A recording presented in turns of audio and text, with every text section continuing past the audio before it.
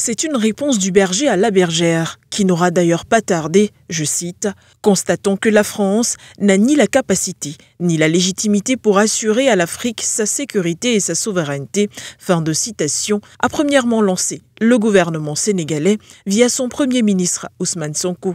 Une déclaration qui resitue le curseur sur les faits véritables de la présence française en Afrique après les propos d'Emmanuel Macron, président français le 6 janvier 2025, face aux ambassadeurs à Paris. Aucun d'entre eux ne serait aujourd'hui avec un pays souverain si l'armée française ne s'était pas déployée dans cette région. Et j'ai une pensée émue pour nos soldats qui, parfois, ont donné leur vie et pendant des années se sont battus. Nous avons bien fait. On est parti parce qu'il y a eu des coups d'État, parce qu'on était là à la demande d'États souverains qui avaient demandé à la France de venir.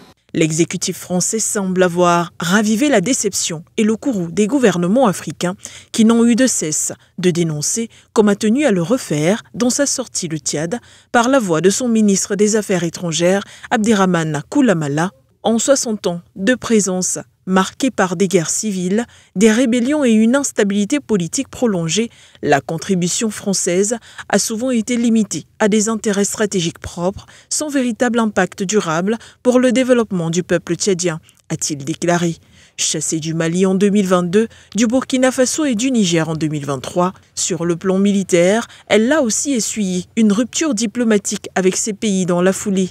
En 2024, le Tchad et le Sénégal annonçaient la rupture des accords de défense avec la France, N'Djamena étant déjà en avance, avec un retrait anticipé de cette présence française. Le pays avait évoqué sa volonté de disposer pleinement de sa souveraineté et une décision mûrement réfléchie.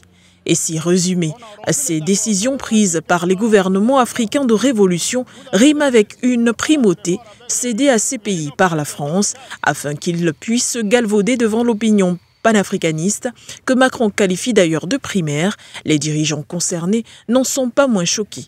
Et donc nous avons proposé aux chefs d'État africains de réorganiser notre présence. Comme on est très poli, on leur a laissé la primauté de l'annonce.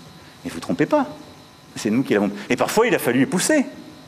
Mais pas parce qu'on est poli et correct et qu'on se réorganise nous-mêmes qu'il faudrait que ce soit retourné contre nous en disant ils sont chassés d'Afrique. Je peux vous dire que dans bien de ces pays, on ne voulait pas enlever l'armée française ou même la réorganiser. Mais on l'a assumé ensemble. C'est ça le partenariat. Et donc oui, nous sommes en train d'ouvrir un partenariat de sécurité et de défense nouveau, où on aura des bases stratégiques. Djibouti en fait partie. Ainsi, Dakar, en ce qui le concerne, remet les pendules à l'heure en ces termes.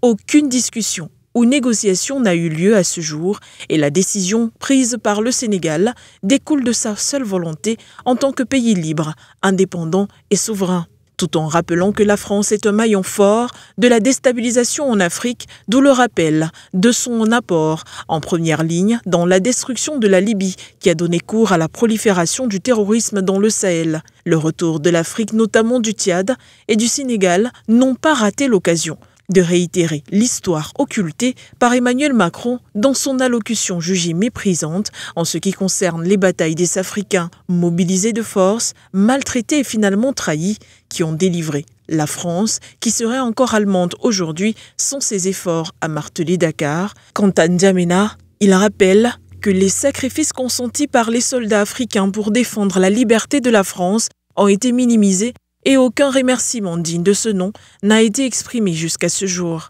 Définitivement, la France se montre méprisante, condescendante et ingrate envers une Afrique enchaînée dans le temps et désormais consciente de sa liberté et de sa souveraineté.